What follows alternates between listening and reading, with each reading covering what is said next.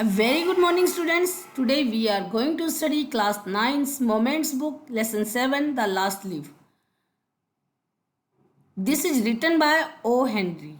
This is a touching story of a girl who lose hope for life, but and also a story of Behrman who sacrificed his own life to save this girl's life.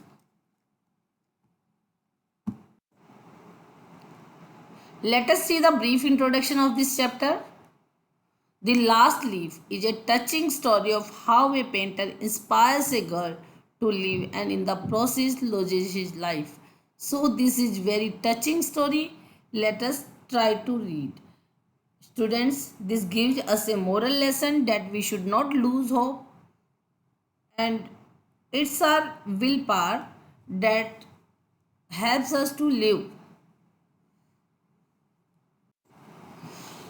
Let us see the explanation of this chapter. Sue and Johnsy, two young artists, shared a small flat. The flat was on the third story of an old house.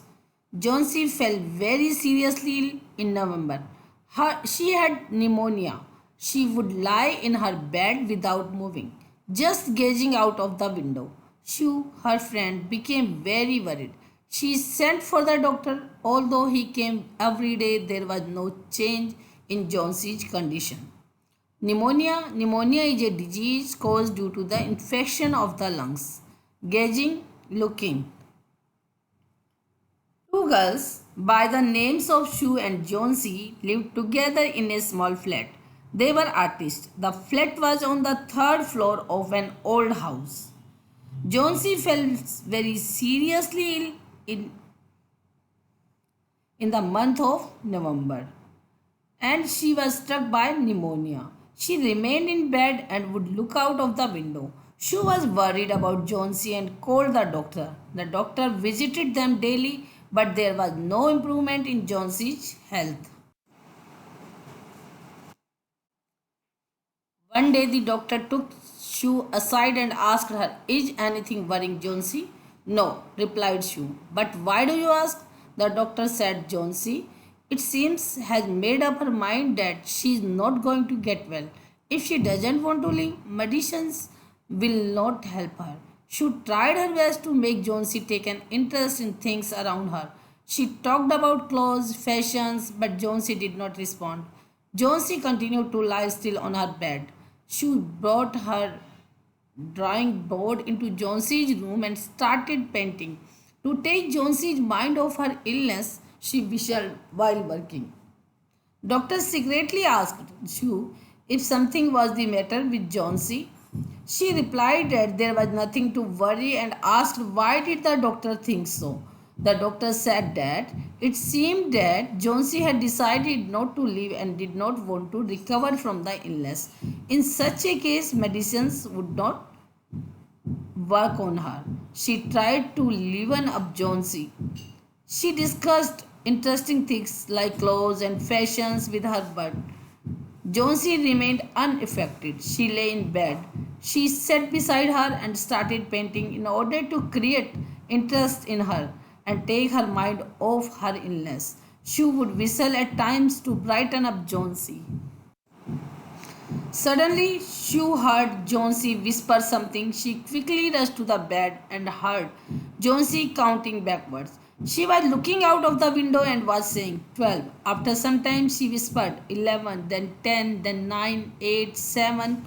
Sue anxiously looked out of the window. She saw an old ivy creeper climbing halfway up the brick wall opposite their window. In the strong wind outside, the creeper was shedding its leaves. "What is it, dear?" she asked. Sue heard that Johnsy was speaking softly. Johnsy was making a backward counting while looking out of the window. She was curious and looked outside. She saw an ivy creeper plant beside the window of the room. As strong winds were blowing, the leaves of the creeper were falling. Sue asked her what the matter was. "6," whispered Johnsy. They were falling faster now. 3 days ago there were almost 100 leaves. There were only 5 left now. It is autumn, said Shu, and the leaves will fall. When the last leaf falls, I will die, said Jonesy with finality. I have known this for the last 3 days. Oh, that is nonsense, replied Shu. What have old ivory leaves to do with your getting well? The doctor is confident that you will get better. Jonesy did not say anything. Shu went and brought her a bowl of soup.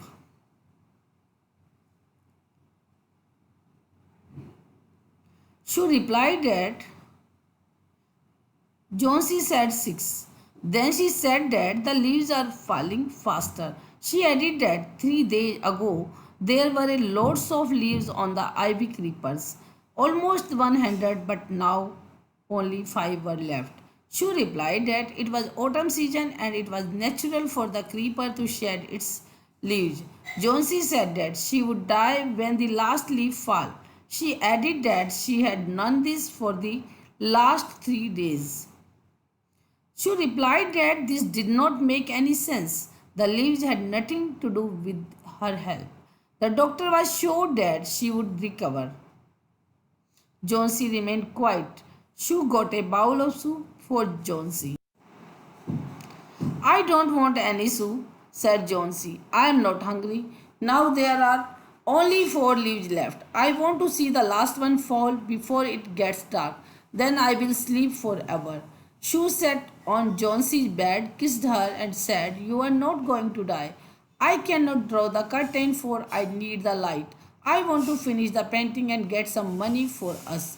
Please, my dear friend, she begged Jonesy. Promise not to look out of the window while I paint.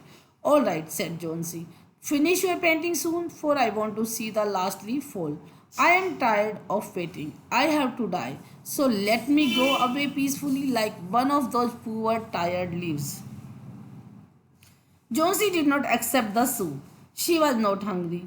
Then she said that 4 leaves were remaining on the ivy plant. She wanted to see the last leaf fall before sunset and then she could die peacefully. She tried to show affection towards Jonesy. She said that Jonesy would not die. She kept the curtain open because she needed the light to complete the painting. She would sell it to fetch money for them. She requested Jonesy not to look out of the window. Jonesy agreed and asked Sue to finish the painting so that she could be in time to see the last leaf fall off the ivy plant. She was tired of waiting to see it fall. She wanted to die and was tired just like the poor tired ivy leaves. Try to sleep, said Sue. I have to paint an old miner. I will call Behrman up to be my model. Sue rushed down. Behrman lived on the ground floor. He was a 60-year-old painter. His lifelong dream was to paint a masterpiece, but that had remained a dream. She poured out her worries to Behrman. She told him how Jonesy was convinced that she would die when the last leaf fell. She asked her to try to get some sleep, as she had to paint an old miner. She would call upon their neighbor Behrman to be a model for her. She rushed down. Behrman lived on the ground floor. She went downstairs to the ground floor of the house where Behrman lived. Behrman was a 60-year-old painter. He aspired to paint a masterpiece. She discussed Jonesy's condition with him. She said that Jonesy was sure that she would die when the last leaf fell off the ivory plant. Is she stupid? Asked Behrman. How can she be so foolish? She is running a high temperature, complained Sue. She refuses to eat or drink and that worries me a lot. I will come with you and see Jonesy, Behrman said. They tiptoed into the room. Jonesy was sleeping. She drew the curtains together. They went to the next room. She peeped out through the window. There was only one leaf on the creeper. It was raining heavily and an icy cold wind was blowing. It seemed as though the leaf would fall any minute now, and Behrman did not say a word. He went back to his room. Behrman commented that Johansi was being silly. She said that Jonesy is suffering from high fever. She was not eating too. She was worried about her.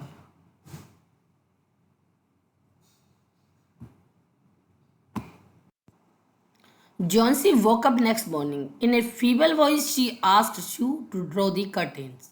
Sue was nervous. She drew back the curtains very reluctantly. Oh, Sue exclaimed as she looked at the vine creeper. Look, there is still one leaf on the creeper. It looks quite green and healthy. In spite of the storm and the fierce winds, it didn't fall. I heard the wind last night, said Jonesy. I thought it would have fallen. It will surely fall today, then I will die. Feeble means weak. The next morning, Jonesy woke up and in a feeble voice asked Jonesy to open the curtains. She was worried and hesitatingly drew them back. She was glad as she announced that there still was one leaf on the creeper. It appeared green and healthy. It hadn't fallen despite the storm. Jonesy said that she had heard the winds the previous night. She had thought that the leaf would definitely fall. She added that it would fall that day for sure and then she would die too. You won't die, said Sue energetically. You have to live for your friends. What would happen to me if you die? Jonesy smiled weakly and closed her eyes. After every hour or so, she would look out of the window and find the leaf still there. It seemed to be clinging to the creeper. In the evening, there was another storm, but the leaf didn't fall. Jonesy lay for a long time looking at the leaf. Then she called out of to the shoe. I have been a bad girl. You have looked after me so lovingly, and I have not cooperated with you. I have been depressed and gloomy. The last leaf has shown me how wicked I have been. I have realized that it is a sin to want to die. Sue said that Jonesy would not die. She had to live for her friends. She added that she would become lonely if Jonesy died. Jones she smiled and closed her eyes. She was weak. After almost every hour, she would look out if the leaf was still there or not. It seemed that the leaf was stuck to the creeper. There was another storm that evening, but the leaf did not fall. Jonesy kept on looking at it and then she called to Shoo. Jonesy said that she had been a bad girl. She looked after her while she did not cooperate and remained sad. The last leap had made her realize her mistake. She said that the desire to die was a wrong one.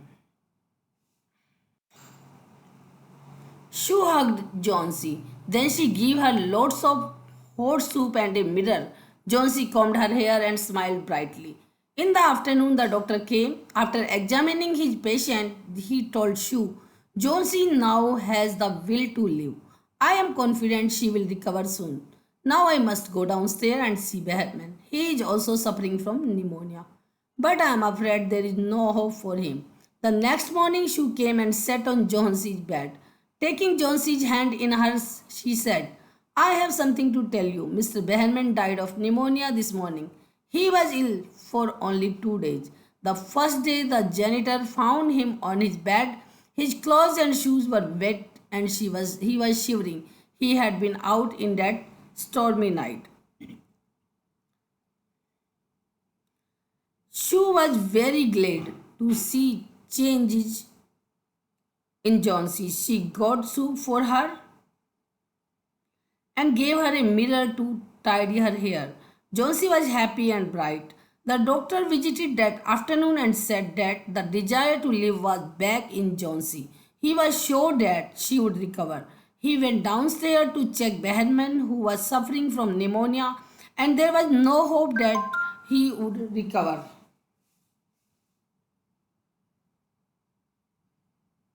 The next morning, Shue sat beside Jonesy and told her that Behrman died that morning. He had been ill for the last 2 days. The caretaker of the building had found him in his bed. His clothes and shoes were wet and he was shivering. He had gone out at night during the storm.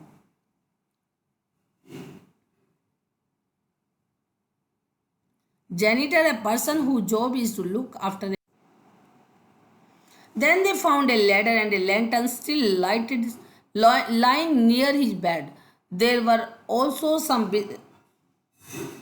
brushes and green and yellow paints on the floor near the ladder. Jonesy dear, said Sue, look out of the window, look at that ivy leaf. Haven't you wondered why it doesn't flutter when the wind blows? That is Behrman's masterpiece. He painted it the night the last leaf fell. A ladder and a lantern were lying near his bed.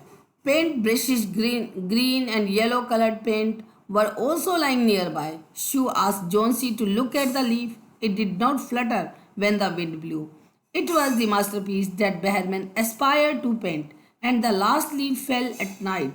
He painted this one.